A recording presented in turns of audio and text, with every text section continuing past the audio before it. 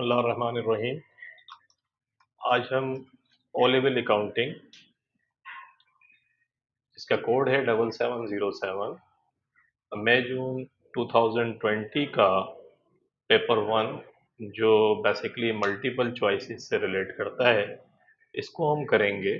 और जैसा कि आपको पता है कि इस मल्टीपल चॉइस क्वेश्चन का पेपर है, इसके अंदर इम्पोर्टेंट चीज़ ये है कि पेपर वन में कि जितने भी जो कुछ भी आपने पढ़ा है उसके जो कंसेप्ट्स हैं, बेसिकली मोर और लेस तकरीबन तमाम चीज़ों के या उसमें से मेजर चीज़ों के जो है एग्जामिनर यहाँ पर चेक करता है कि आपके कंसेप्ट्स कितने अच्छे हैं और आप अपने कंसेप्ट्स को प्रैक्टिकली अप्लाई कर सकते हैं, क्वेश्चन पढ़ के समझ सकते हैं। तो जो चॉइसेस आपको दी जाती हैं वो चॉइसेस मोर और लेस बहुत करीब करीब होती हैं या थोड़ा ट्रिक होती है उसमें कोई, और वो आप जब भी समझ के राइट जो चॉइस है उसको टिक करने के काबिल होते हैं, जब आपके कंसेप्ट्स क्लियर हो और उसकी एप्लीकेशन आपके लिए आसान हो। तो लेट्स सी, हम शुरू करते हैं। पहला क्वेश्चन नंबर वन है, कहता है विच स्टेटमेंट इज करेक्ट, कि कौन सा स्टेटमेंट करेक्ट है। इसमें देखें हमें चार चॉइसेस दी गई हैं, ए बी सी डी, और चारों चॉइसेस को अगर हम देखना शुरू करें तो नंबर वन हमसे कहता है कि accounting involves measuring profits and losses, कि अकाउंटिंग जो है वो बेसिकली प्रॉफिट्स एंड लॉस को मेजर करती है और बताती है कि किसी बिजनेस में प्रॉफिट हुआ है या लॉस हुआ है। नंबर बी कहता है accounting is the recording of financial transaction, के अकाउंटिंग जो है वो फाइनेंशियल ट्रांजैक्शन की रिकॉर्डिंग का नाम है। फिर कहता है book keeping involves communicating financial data, कि बुक कीपिंग जो है वो कम्युनिकेट करती है फाइनेंशियल डेटा को। फिर अगला कहता है book keeping requires the use of ratio analysis. Ratio analysis आपको पता है कि जो डिफरेंट एलिमेंट्स हैं फाइनेंशियल स्टेटमेंट में, income statement and balance sheet जो आपने बनाई है, तो उस इनकम स्टेटमेंट बैलेंस शीट के जो एक्सपेंस, रेवेन्यूज, अदर इनकम आपकी हो गई, एसेट्स हो गए, लाइबिलिटीज हो गई, ऑनर्स इक्विटी हो गई, उन तमाम को अगर डिफरेंट चीज़ों के रिलेशनशिप हम अगर बिल्ड करें तो उनके रिलेशनशिप से जो रिजल्ट्स कंक्लूड होते हैं उसको हम रेशो एनालिसिस कहते हैं। तो कहता है book keeping requires the use of ratio analysis. अब देखें इस क्वेश्चन के अंदर दो बड़ी इंपॉर्टेंट बातें हैं। एक तो ये कि आपको अकाउंटिंग और बुक कीपिंग,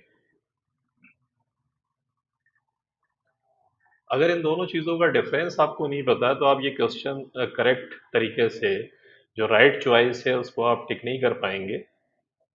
अब अकाउंटिंग और बुक कीपिंग का डिफरेंस क्या होता है? अकाउंटिंग आपको पता है कि अकाउंटिंग में हम क्या करते हैं कि जो बिजनेस की जितनी भी ट्रांजैक्शन होती हैं, किसी भी किस्म का बिजनेस हो, चाहे वो ट्रेडिंग हो या सर्विसेज बिजनेस हो आपका या नॉन प्रॉफिट ऑर्गेनाइजेशन हो, तो इसके जो भी रिजल्ट्स होते हैं कि इसकी रिकॉर्डिंग से लेके इसके रिजल्ट्स को कम्युनिकेट करने तक जितने भी प्रोसेसेस होते हैं वो सब अकाउंटिंग का पार्ट होते हैं। जबकि बुक कीपिंग हमें पता है कि बुक कीपिंग जो है फाइनेंशियल ट्रांजैक्शन की जो रिकॉर्डिंग है उसको हम बुक कीपिंग कहते हैं। तो अगर हम इन दोनों को डिफरेंशिएट करें और थोड़ा सा हम आपको ले चलते हैं पीछे की तरफ ताकि आपकी मेमोरी थोड़ी सी फ्रेश हो जाए। तो अकाउंटिंग बेसिकली शुरू कहाँ से हुई? अकाउंटिंग शुरू वहाँ से हुई जहाँ जो भी लोग थे जो कारोबार कर रहे थे उनको महसूस हुआ कि यार बिजनेस ट्रांजैक्शन को रिकॉर्ड किया जाए। उनको पता हो कि वो फाइनेंशियली सक्सेसफुल हैं और कितने सक्सेसफुल हैं, उनका बिजनेस जो है प्रॉपर तरीके से ऑपरेट हो रहा है, प्रॉफिट कमा रहे हैं, लॉस कमा रहे हैं, और उसके बाद उनको पता हो कि उनके पास कितना है और उनको लोगों को कितना देना है।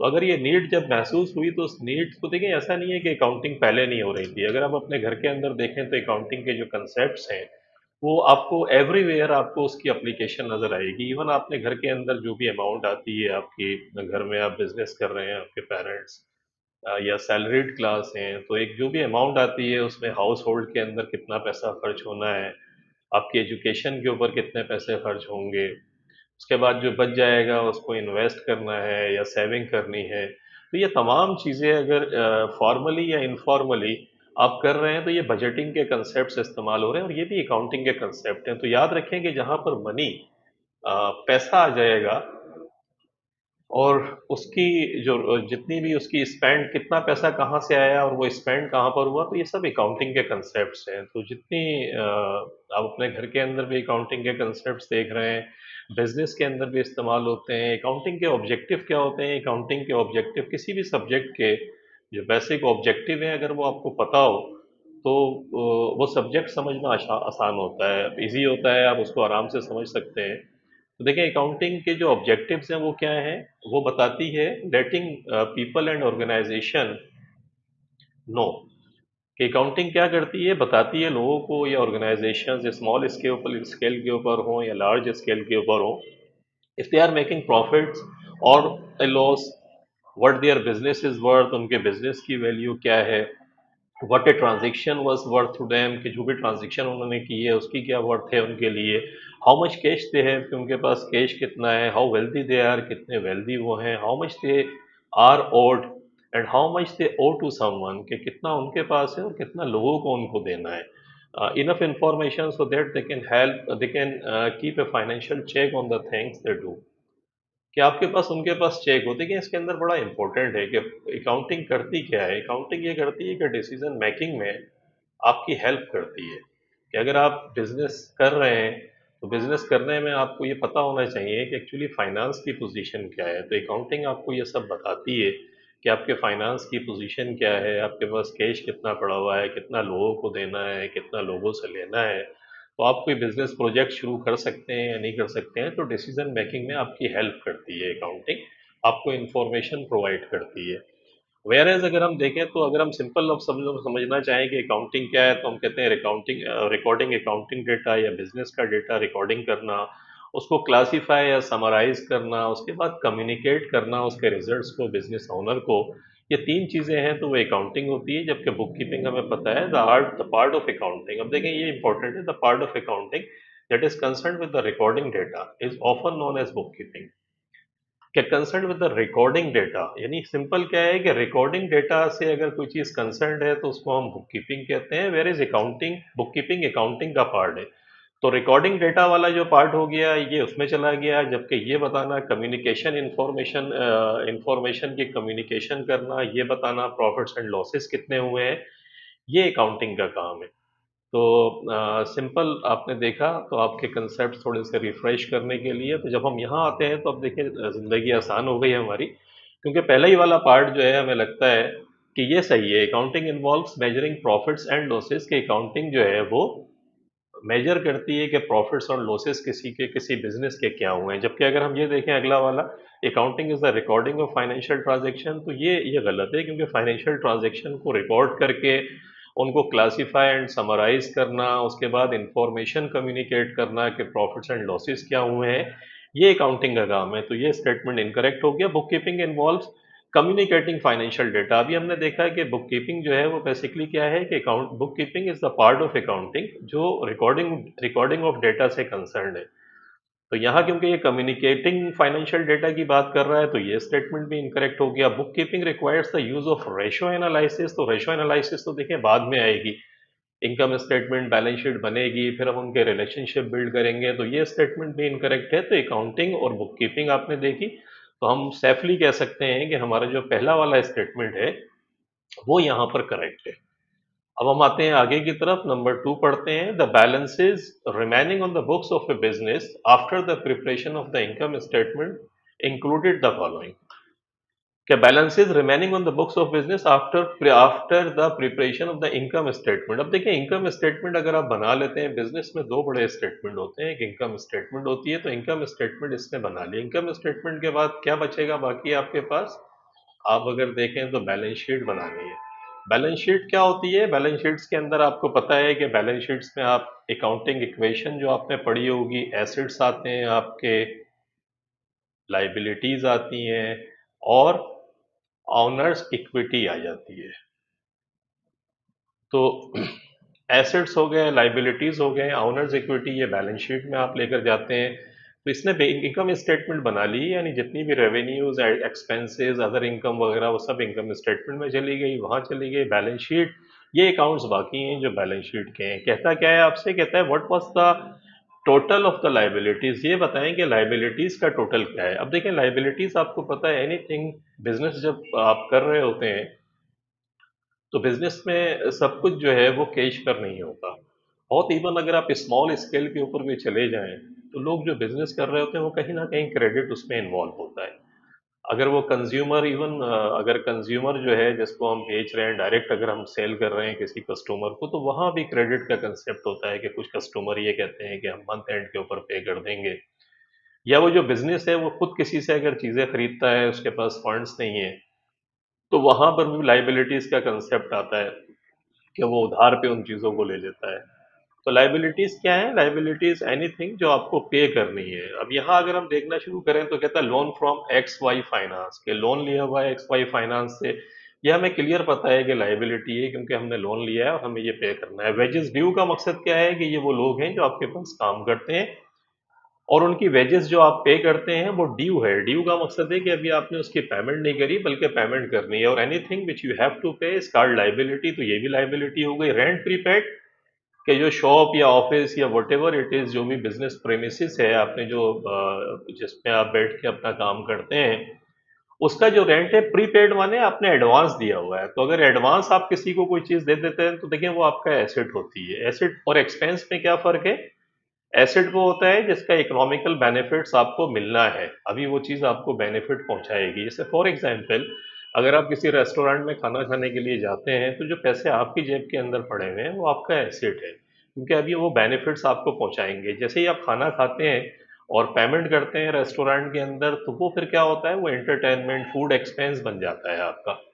तो एसेट जो है एक्सपेंस में कन्वर्ट हो जाता है क्योंकि उसने अपना बेनिफिट आपको दे दिया। यू एंजॉयड द फूड, तो जब आपने फूड एंजॉय कर लिया तो वो एक्सपेंस बन गया। वही रकम जो आपके पास पहले थी, जो आपको बेनिफिट्स पहुंचा रही थी, वो पहुंचाना था उसको, वो एसेट था, और जब उसका बेनिफिट आपको मिल गया तो वो आपका एक्सपेंस बन गया। तो रेंट प्रीपेड का मकसद है कि ये अभी आपको बेनिफिट पहुंचाएगा, तो हम कह सकते हैं कि ये तो भाई हमारा एसेट है। ट्रेड रिसीवेबल का मकसद है कि आप कुछ कस्टमर्स आपके ऐसे होते हैं जिनको आप क्रेडिट माल बेचते हैं और उनसे पैसा आपको लेना है। जब पैसा लेना है तो हर वो चीज़ जो फ्यूचर में आपको इकोनॉमिक बेनिफिट पहुंचाएगी वो आपका एसेट होता है। तो यहाँ भी हम कह सकते हैं कि भाई ये भी हमारा एसेट्स हो गया। इसी तरीके से ट्रेड पेबल, ट्रेड पेबल देखें क्या है कि जो कुछ माल आप, जो भी बिजनेस आप कर रहे हैं, whatever business you are doing, उस बिजनेस को में जो माल आपने खरीदा, आपके जो सप्लायर हैं, फॉर एग्जांपल आपका अगर क्लॉथ का बिजनेस है, आपकी बुटीक की कोई शॉप है और आउटलेट है, तो जितने भी आप ड्रेसेस वगैरह खरीदते हैं सप्लायर से, अगर वो उधार आप खरीदते हैं तो उनको पेमेंट आपको करनी है अभी, तो वो आपके ट्रेड टेबल कहलाएंगे। और आपको पता है कि हर वो चीज़ जो आपको पे करनी है वो आपकी लाइबिलिटी कहलाएगी। तो यू कैन सेफली से कि भाई ये भी मेरी लाइबिलिटी हो गई। इसी तरीके से मोटर व्हीकल, मोटर व्हीकल आपको पता है जो एसेट है ये आपका, क्योंकि ये आपको इकोनॉमिकल बेनिफिट्स पहुंचाएगी। और provision for depreciation of motor vehicle का मकसद क्या हुआ कि 8000 का अगर ये मोटर व्हीकल थी तो 2000 की ये इस्तेमाल हो चुकी है। डेप्रिसिएशन का मकसद है कि जितना भी फिक्स एसेट्स, एसेट्स तो इसमें में डिवाइड होते हैं, करंट एसेट्स कहलाता है, एक नॉन करंट एसेट कहलाता है। तो करंट एसेट्स क्या होते हैं? करंट एसेट्स वो होते हैं जो आपको 1 साल तक फायदा पहुंचाते हैं। और नॉन करंट एसेट्स क्या होते हैं? जो मोर देन 1 ईयर जिनका बेनिफिट्स आपको मिलेगा। तो करंट एसेट्स वो जो विद इन 1 ईयर, 1 साल हो गए, और ये मोर देन 1 ईयर, तो ये नॉन करंट एसेट्स हो गए। तो मोटर व्हीकल आपको पता है नॉन करंट एसेट्स है। नॉन करंट एसेट्स जितनी भी होती हैं, हर चीज़ की एक लाइफ होती है, तो नॉन करंट एसेट की भी एक लाइफ है। हर साल वो अपनी कुछ वैल्यू कम करता है। तो जो वैल्यू वो कम करता है, जितना आप इस्तेमाल कर चुके हैं, जैसे as I told you before, कि हर एसेट जब उसका आपको बेनिफिट मिल जाता है तो वो एक्सपेंस में कन्वर्ट हो जाता है। तो इसी तरीके से ये 8000 की मोटर व्हीकल थी, 2000 की ये इस्तेमाल हो चुकी है, तो इसकी फेयर वैल्यू अगर हम देखें तो हम कह सकते हैं कि इसकी फेयर वैल्यू 6000 है। तो ये भी हमारा एसेट है, हमें पता है, लाइबिलिटी नहीं है। और हमसे वो पूछ रहा है what was the total of the liabilities, ये बताएं कि टोटल ऑफ द लाइबिलिटीज कितना है। तो देखिए, टोटल ऑफ द लाइबिलिटीज में अब आप जिंदगी आसान है आपकी। नंबर 1 ये लाइबिलिटी है आपकी, नंबर 2 ये आपकी लाइबिलिटी है, और ये ट्रेड पेबल आपकी, ये आपकी लाइबिलिटी है। तो इन तीनों को आप टोटल कर लें अपने पास। अगर आप टोटल करते हैं तो ये 10,000 आपके हो गए। 10,000 के अंदर प्लस करें 620, 620 के अंदर 4650 प्लस कर लें आप, तो ये 15 to 70 होता है। 15 to 70 का मकसद है, देखें ये वाला बात। तो यहाँ हम सेफली कह सकते हैं कि हमारा जो सी ऑप्शन है, क्योंकि ए ऑप्शन में हमें 13920 वो दे रहा है, तो हम ये कहेंगे कि नहीं यार 13920 तो गलत है। बी वाला ऑप्शन भी गलत है, 14890 ये भी गलत है। तो जो सही आंसर है इसका वो सी पार्ट है, जिसके अंदर 15 to 70 डॉलर आपको दिए गए, और आपने देखा कि किस तरीके से हमने इसको। अच्छा, इसके लिए भी जरूरी है कि देखिए आपके कंसेप्ट सही होने चाहिए। You need to understand what is asset, what is liability. अगर आपको एसेट और लाइबिलिटीज में डिफरेंशिएट करना नहीं आता, तो आप कभी भी क्वेश्चन नहीं कर पाएंगे, क्योंकि यू वुड बी कंफ्यूज कि यार एसेट है, मेरी लाइबिलिटी है। तो सिंपल, अभी जिंदगी आसान करने के लिए हम सिंपल समझते हैं कि एसेट हर वो चीज़ जो आपको बेनिफिट पहुंचा रही है या पहुंचाएगी, जो इकोनॉमिक बेनिफिट्स आपको पहुंचाती है या पहुंचाएगी, वो आपका एसेट है। और लाइबिलिटी हर वो चीज़ लाइबिलिटी है जो आपको पे करनी है, आपके जिम्मे बनती है। तो ये हो गया हमारा सेकंड क्वेश्चन भी हमने कर लिया। अब हम थर्ड पर आते हैं। थर्ड वो कहता है, on on 2 April Nina received a cheque from Zafar, a credit customer. On 12 April the cheque was return unpaid by the bank. What entry would Nina make on 12 अप्रैल?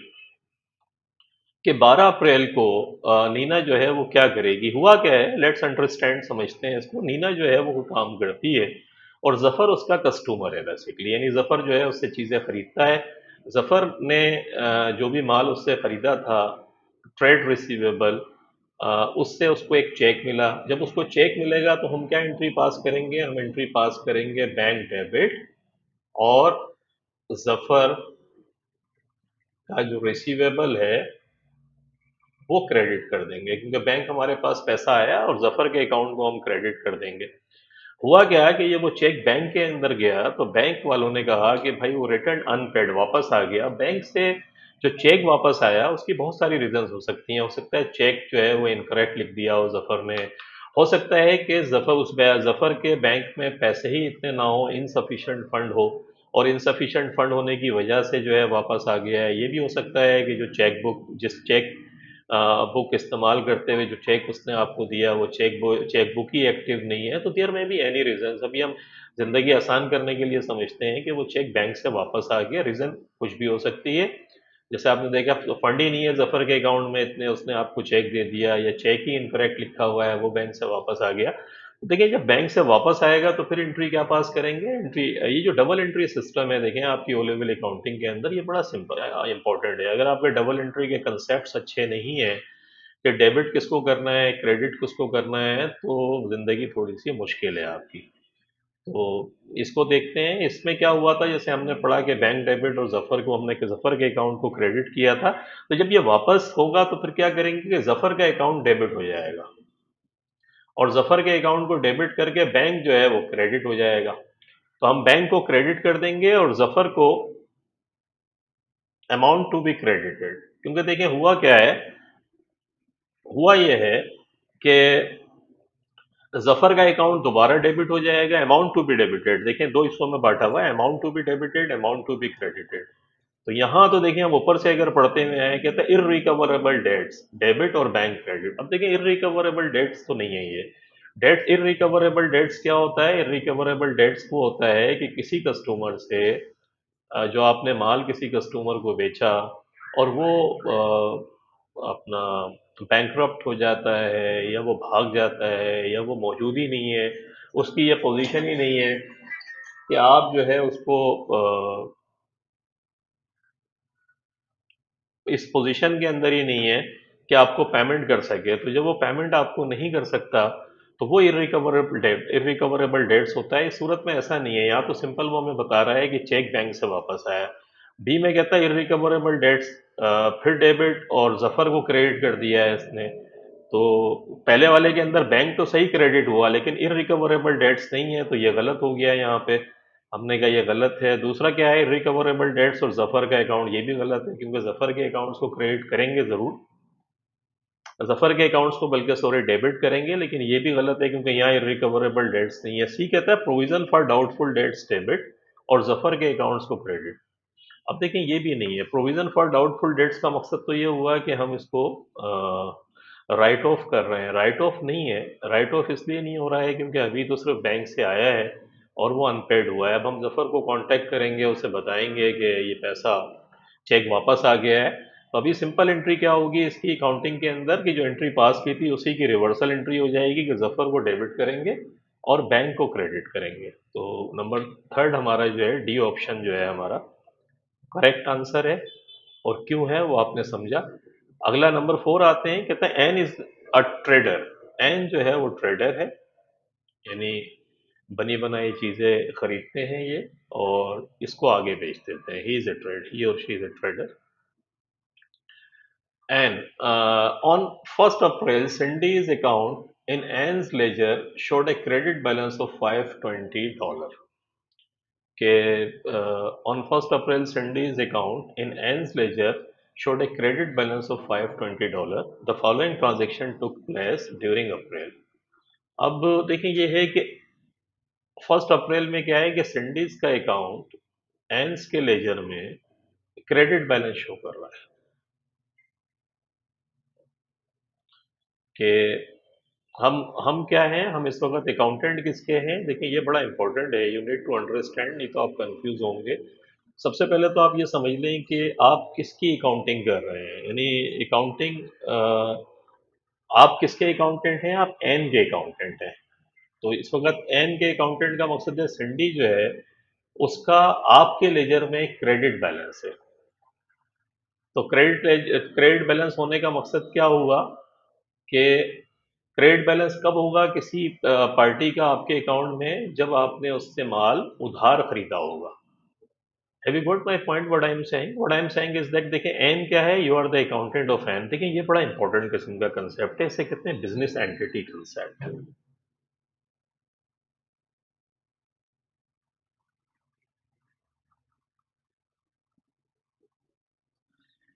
ये जो बिजनेस एंटिटी कंसेप्ट है इसको आप बिल्कुल अपनी गिरह में बांध लें और इसको दिमाग के अंदर बिठा लें। जब तक आप अकाउंटिंग पढ़ेंगे, बिजनेस एंटिटी कंसेप्ट आपको क्या बताता है, बिजनेस एंटिटी कंसेप्ट आपको ये बताता है कि बिजनेस ऑनर जो है वो एक सेपरेट एंटिटी है और बिजनेस जो है वो एक सेपरेट एंटिटी है।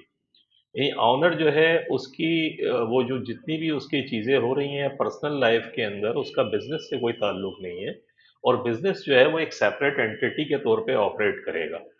और तीसरी बड़ी इंपॉर्टेंट चीज़ जो इसी कंसेप्ट से है वो ये है कि आप जब अकाउंटिंग कर रहे हो तो अपने आप को कभी भी आप ऑनर नहीं समझिएगा। You are not the owner of the business, you are the accountant of the business. अगर आपने जैसे ही इस चीज़ को दिमाग से निकाला तो आप बहुत ब्लंडर करेंगे अकाउंटिंग के अंदर, क्योंकि आप ऑनर बनकर ना सोचें, आप अकाउंटेंट बनकर सोचें कि बिजनेस में क्या आ रहा है क्या जा रहा है और आपको इसकी रिकॉर्डिंग करनी है, इसको क्लासीफाइंग करना है, समराइज करना है और इसके रिजल्ट्स कम्युनिकेट करने हैं बिजनेस के ऑनर्स को। This is all accounting is about. तो आप business entity concept, owner is separate, business is separate, these are two separate entities and you are the accountant of the business. तो अभी इस वक्त जब हम एन की बात कर रहे हैं तो Ann is a trader, Ann trader है and you are the accountant of Ann. Ann के एन के लेजर आप मेंटेन करते हैं, एन की अकाउंटिंग आप बैठकर कर रहे हैं। तो एन की अकाउंटिंग करते हुए क्या कर रहे हैं कि एन के लेजर में सिंडी का क्रेडिट बैलेंस है। तो एन के लेजर में सिंडी का अगर क्रेडिट बैलेंस होने का मकसद ये हुआ, अगर मैं टी अकाउंट बनाता हूँ सिंडी का और मैं एन का अकाउंटेंट हूं, तो ये क्रेडिट बैलेंस है $520 का। और क्रेडिट बैलेंस कब होता है किसी भी पार्टी का, जब इसका मकसद है हम उससे माल उधार खरीद रहे हैं। अगर ये डेबिट बैलेंस होता है इसका मकसद है ये कस्टमर हमारा होता कि इसका डेबिट बैलेंस। अब इसका क्रेडिट बैलेंस होने का मकसद है कि ये हमारा, हम इससे माल खरीदते हैं और इसका क्रेडिट बैलेंस है। तो ये दो चीज़ें क्लियर हो गई कि क्रेडिट बैलेंस का मकसद है कि लाइबिलिटी अकाउंट है, हमें संडी को ये पेमेंट करनी है। अप्रैल 2 को कहता है कि Ann return goods $30 to Cindy. Ann ने $30 की चीज़ें जो हैं वो सिंडी को वापस कर दी। ठीक है, $30 की अगर सिंडी को वापस कर दी, 520 का बैलेंस था और 30 को अगर मैं डेबिट करूंगा, डेबिट क्यों करूंगा क्योंकि देखें ये लाइबिलिटी थी, मुझे $520 पे करने थे। अगर $30 की चीज़ें ही मैंने वापस कर दी तो इसका मकसद है इसकी लाइबिलिटी मेरी डेबिट हो जाएगी। लाइबिलिटी जब क्रेडिट होती है तो इंक्रीज होती है, लाइबिलिटी जब डेबिट होती है तो डिक्रीज होती है। तो यहाँ हमें डिक्रीज करना है, हमने इसको डेबिट कर दिया इस अकाउंट को $30 से, क्योंकि एन ने ये चीजें सिंडी को वापस कर दी। आगे आते हैं, अगला कहते हैं Ann bought goods $210 from Cindy and paid in cash. अच्छा देखिए, कैश $210 की चीजें अगर खरीदी और कैश में अगर पेमेंट कर दी तो इसका मतलब है अब ये लाइबिलिटी नहीं है। ये माल अगर खरीदा भी गया तो परचेजेस को डेबिट कर देंगे, कैश को क्रेडिट कर देंगे $210 से, तो इस लाइबिलिटी अकाउंट से इस ट्रांजेक्शन का कोई ताल्लुक नहीं है।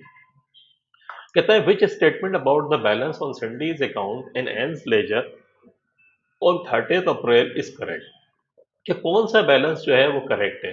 तो देखिए हम यहाँ कह चुके हैं 520 में से अगर मैं $30 को माइनस कर दूंगा तो 490 बचते हैं। इसका मकसद ये 490, 520, 520 यहाँ आ गया, तो मैं कहता हूँ कि 490 ये है बैलेंस। ये बैलेंस क्या करना है, ये बैलेंस एन को पे करना है सिंडी को। तो एन ओ सिंडी $490, ये वाला सही है। एन ओ सिंडी $490, तो एन को पे करने हैं सिंडी को $490, और हम यहाँ देख भी चुके हैं इस लेजर से निकाल के 490 ही एन को पे करने हैं, तो ये स्टेटमेंट करेक्ट है। अगला हम देखते हैं, कहता है एन ओ सिंडी 7, ये तो इनकरेक्ट है, हम देख चुके हैं यहाँ पे। सिंडी ओज, सिंडी जो है उसको देना है 490, ये भी गलत है, सिंडी को नहीं देना है 490 बल्कि एन को देना है। सिंडी ओज एंड $700, ये भी इनकरेक्ट है। तो इसका जो पहला वाला पार्ट है वो बेसिकली करेक्ट आंसर है। और करेक्ट आंसर क्यों है, देखें इसमें कंसेप्ट बड़ा सिंपल है। अगर आप कंसेप्ट नहीं समझेंगे तो देखें ये सारे जो है ना एडमिनिस्ट्रेटिंग किस्म की चीज़ें हैं जो आप आराम से कंफ्यूज हो सकते हैं इसके अंदर। तो इसमें दो बड़े इंपॉर्टेंट कंसेप्ट हैं जो सवाल में हमने देखे। एक तो ये कि वी नीड टू अंडरस्टैंड के जो भी जिसका ये सवाल में रिलेट कर रहा है, तो आप सबसे पहले क्लियर करें अपने आप को कि यार मैं इसका अकाउंटेंट हूँ। और उसके बाद अगर वो लेजर की बात करें, जैसे हमने यहाँ देखा है statement on 1 April Cindy's account in Ann's ledger, और हम एन के अकाउंटेंट हैं, सिंडी के अकाउंटेंट नहीं है, तो एंस के बुक में हमने सिंडी को क्रेडिट कर दिया। क्रेडिट का मकसद है जब हमने क्रेडिट किया तो यहाँ से दूसरा कंसेप्ट हमने समझा कि यार ये लाइबिलिटी अकाउंट है, क्योंकि हमारे लेजर में अगर क्रेडिट बैलेंस किसी पार्टी का है तो इसका मकसद है वी नीड टू पे। नॉर्मली क्रेडिट बैलेंस क्या शो करते हैं कि हमें पे करना है, और डेबिट बैलेंस का मकसद है हमें रिसीव करना है, अगर पार्टीज की बात कर रहे हैं, कस्टमर और सप्लायर की बात कर रहे हैं। तो जब हमने समझ लिया दूसरा कंसेप्ट, हमने ये समझा यहाँ पे कि जब अगर चीज़ें उसी उसी मकसद जो हमारा सप्लायर है, अगर हम उससे कैश के अंदर कोई चीज़ खरीद रहे हैं, तो कैश में अगर कोई चीज़ हम खरीदेंगे तो उसका फिर क्रेडिट से कोई ताल्लुक नहीं है। हाल तो ये ट्रांजेक्शन दी हुई है, आदमी कंफ्यूज हो सकता है यहाँ पे कि फिर इसको प्लस माइनस करके जब जाएगा तो 490, फिर वो कहेगा यार 210 में यहाँ भी जमा कर लूँ, तो 490 के अंदर प्लस 2110 जब वो जमा करेगा तो 700 होगा। 700 देखें यहाँ दिया हुआ है, तो 700 जब उसका जवाब आएगा तो कंफ्यूज होकर इसको टिक कर देगा बी वाले को कि यार बी वाला सही है, हालांकि गलत है। तो it's very, I mean to say easy. लेकिन इजी जब है जब आपके कंसेप्ट क्लियर है, अगर आपके कंसेप्ट क्लियर नहीं है तो ये ट्रिकी है। तो आई थिंक समझ में आया हमारी कि ए पार्ट जो है, ए वाली जो चॉइस है वो हमारी सही है। आगे आते हैं नंबर 5 के अंदर, कहता है goods bought on credit by Tomelo from Tibogo are return before they are paid for. Goods bought on credit by Tomelo from Tibogo are return before they are paid for. Tomelo keeps a full double entry system, कि वो full double entry system जो है वो record करता है। Where will Tomelo record the return of goods, कहाँ पर किस किताब के अंदर where will Tomelo record the return of goods. अब goods bought on credit by Tomelo, Tomelo जो है ना, अब सवाल में कहता है कि टोमेलो ने टिबोगो से, टिबोगो को क्या करा, रिटर्न कर दी चीज़ें before they are paid for के, पेमेंट करने से पहले जो है रिटर्न कर दी उसको। तो अगर पेमेंट करने से पहले ही रिटर्न कर दी तो हम क्या करेंगे, हम किस जगह रिकॉर्ड करेंगे इसको, where will Tomelo record the return of goods. तो पहला हमें कहता है cash book and sales ledger यहाँ रिकॉर्ड करेंगे, जर्नल लेजर ओनली यहाँ रिकॉर्ड करेंगे, journal ledger and purchase ledger में रिकॉर्ड करेंगे, परचेज लेजर ओनली में रिकॉर्ड करेंगे। 4 चॉइसेस हैं।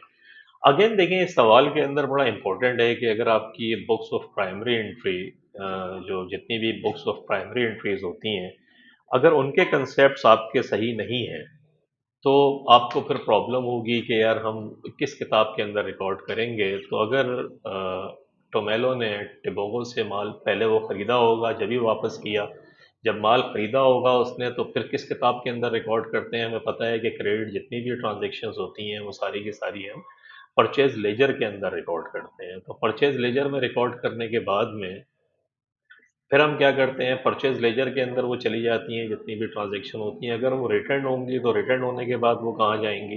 रिटर्न होने के बाद डेफिनेटली वो परचेज लेजर के अंदर जाएंगी, और परचेज लेजर में जाने के बाद में वो सारी की सारी ट्रांजैक्शन फिर जर्नल लेजर के अंदर पोस्ट होती हैं, क्योंकि जर्नल लेजर से फिर हम ट्रायल बैलेंस बनाते हैं, और ट्रायल बैलेंस बनाने के बाद वहीं से फिर इनकम स्टेटमेंट और बैलेंस शीट बनता है। तो आपके अगर कंसेप्ट सही हैं, जो इनिशियल प्राइमरी बुक्स होती हैं जिसमें ये तमाम ट्रांजैक्शन रिकॉर्ड होती हैं, तो आप इस क्वेश्चन को कर सकते हैं।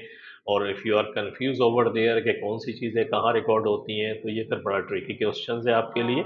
अब देखिए, हम नंबर वन पढ़ के समझते हैं, cash book and sales ledger. अब देखिए, cash book and sales ledger तो है ही नहीं, क्योंकि कैश बुक का ताल्लुक नहीं है before they are paid for के चीज़ें वापस कर दी, पेमेंट नहीं करी। क्या कर रहा है कि गुड्स बॉट, जो जो माल खरीदा था, वो वापस cash before they are paid for, कि उनका खरीदने से पहले ही, पेमेंट करने से पहले उनको वापस कर दिया, तो कैश की तो कोई पेमेंट नहीं हुई। अच्छा, सेल्स लेजर के अंदर तो हम सेल्स को रिकॉर्ड करते हैं, तो ये तो फिर गलत हो गया, क्योंकि सेल्स तो है ही नहीं है। ये तो माल हमने खरीदा था और वो कुछ खराब हो गया, तो पेमेंट हमने पहले हमने उसको रिकॉर्ड किया, उसके बाद वापस कर दिया, तो पेमेंट तो हो ही नहीं रही है। और क्योंकि माल खरीदा है, तो जब माल खरीदते हैं तो वो परचेजिस कहलाता है, सेल्स नहीं कहलाता, माल बेचा नहीं है, तो पहला वाला तो गलत हो गया। Journal ledger only. अब देखिए, जर्नल लेजर भी गलत है यहाँ पे। जर्नल लेजर इसलिए गलत है यहाँ पे कि सबसे पहले तो आपको पता है कि इनिशियल बुक्स आपकी जो बेसिक किताबें हैं, जैसे परचेज जर्नल हो गया, आपका सेल्स जर्नल हो गया, रिटर्न्स इनवर्ड्स, रिटर्न आउटवर्ड के माल वापस करेंगे, इन जर्नल में रिकॉर्ड होता है, और यहाँ से फिर जर्नल लेजर में जाता है फाइनली पोस्टिंग के वक्त। तो सिर्फ जर्नल लेजर में नहीं जाएगा, क्योंकि अब जहाँ माल खरीदा है वहाँ भी तो रिकॉर्ड होगा ना। तो परचेज जर्नल में हम रिकॉर्ड कर चुके हैं, वहाँ भी इसकी एडजस्टमेंट होगी। तो इसलिए जर्नल लेजर के अंदर सिर्फ जर्नल लेजर में नहीं जाएगा, ये भी इनकरेक्ट हो गया। उसके बाद कहता है journal ledger and purchase laser, ये सही है। इसलिए सही है ये वाली सी चॉइस आपकी, क्योंकि परचेज जर्नल के अंदर जाएगा रिटर्न की सूरत में, और परचेज जर्नल का जितना भी टोटल बनेगा वो सारा फिर हम जर्नल लेजर के अंदर जो है पोस्ट कर देंगे ले जाके। तो परचेज लेजर ओनली, ये भी गलत है, परचेज लेजर ओनली नहीं होगा। इसलिए नहीं होगा कि फिर उसके बाद जर्नल लेजर में भी इसकी पोस्टिंग होती है, ताकि फिर ट्रायल बैलेंस बने और फिर इनकम स्टेटमेंट बैलेंस शीट बने। तो 5 के अंदर हम अगर सी चॉइस अगर हम देखें, तो हमारी सी चॉइस जो है वो करेक्ट है। और आई थिंक इसको हम डिटेल से, अभी नीचे भी ये चीज़ें आ रही हैं तो और हम इसको पढ़ते हैं, ज़रा कंसेप्ट अपने सही करते हैं, तो हमने देखा कि यहाँ पर जो सी चॉइस है हमारी, वो रीजनेबली फेयरली इनफ के हमें लगता है सही है, तो हमने सी को टिक कर दिया। बाकी हमने समझा कि नहीं यार, ये चीज़ें जो है यहाँ पे इनकरेक्ट है। नंबर 6 में वो कहता है Dave supplies goods to Peter on credit, कि डेव जो है supplies goods to Peter on credit, कि डेव ने जो है माल सप्लाई करा है किसको, पीटर को, ऑन क्रेडिट।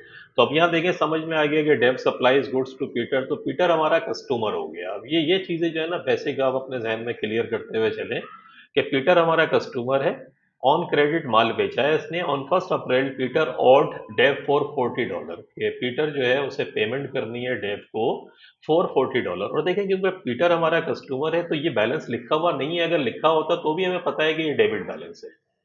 कौन सा बैलेंस है ये डेबिट बैलेंस है, क्योंकि हमने, ये हमारा कस्टमर है, और डेबिट बैलेंस का मकसद है we have to take money from Peter. तो ये डेबिट बैलेंस हो गया हमारा $440 का। डेव सेंड और received the following documents in April, Dave ने या तो भेजे हैं या रिसीव किए हैं ये डॉक्यूमेंट्स। अब ये डॉक्यूमेंट्स की बेसिक अंडरस्टैंडिंग आपकी अगर क्लियर है कि कौन सा डॉक्यूमेंट्स क्या रिप्रेजेंट करता है, तो आपकी ज़िंदगी आसान है। और अगर ऐसा कुछ नहीं है तो फिर ज़िंदगी थोड़ी सी मुश्किल है। तो लेट्स रिफ्रेश द कंसेप्ट कि क्या ये बातें कर रहा है। $440 का डेबिट बैलेंस है। हम ऐसा करते हैं कि पीटर का लेजर बना लेते हैं, और यहाँ $440 जो हमें पता है कि डेबिट बैलेंस लिख देते हैं। इनवाइस का मकसद है कि इनवाइस क्या चीज होती है आपको पता है, ये बेसिक डॉक्यूमेंट है और इनवाइस हमें ये शो करती है कि ये माल जो है ये हमने बेचा है क्रेडिट। इनवाइस का मकसद ही यही है कि क्रेडिट माल हमने यहाँ बेचा $360 का। किसको बेचा? डेव ने पीटर को $360 का माल बेचा। माल बेचते हैं तो आपको पता है account receivable debit, sales credit, तो पीटर का अकाउंट डेबिट हो जाएगा क्योंकि पीटर से ये पैसे आपको लेने हैं $360 के। तो आपने यहाँ लिख दिया उठा के। 12 को कहता है cheque after deducting $10 cash discount 429, कि चेक आपने रिसीव किया पीटर से, चेक ने 12 तारीख को पेमेंट करी उसने $429 की। अब $429 की उसने पेमेंट करी और एक्चुअली आफ्टर डिडक्टिंग, ये बड़ा इंपॉर्टेंट है, देखें it's a very good question जिसमें वो आपका कंसेप्ट चेक कर रहा है कि आपको पता है नहीं है। देखिए 429 प्लस 11, एक्चुअली $440 जो है ये आपको उससे लेने थे और आपने उससे कैश डिस्काउंट देने के बाद अर्ली पेमेंट कर दी होगी उसने, आपने उसको कैश डिस्काउंट दे दिया। और या उसके टर्म्स के अंदर शामिल था कि विद इन सर्टेन पीरियड वो दे देगा तो आप उसके कैश डिस्काउंट देंगे। तो आपने कैश डिस्काउंट देने के बाद उसको कर लिया। तो देखिए इसकी एंट्री क्या पास करेंगे, एंट्री आप पास क्या करेंगे, कैश को डेबिट कर देंगे, कैश डेबिट हो जाएगा आपके पास। उसके बाद डिस्काउंट, ये आपका डिस्काउंट को भी डेबिट करेंगे और रिसीवेबल को क्रेडिट कर देंगे पीटर के। तो ये अगर कैश आपके पास 429 का आया और 11, तो रिसीवेबल जो है ना वो 440 से, क्योंकि देखिए आपकी किताबों के अंदर जो लिखा हुआ था वो $440 आपको लेने थे उससे।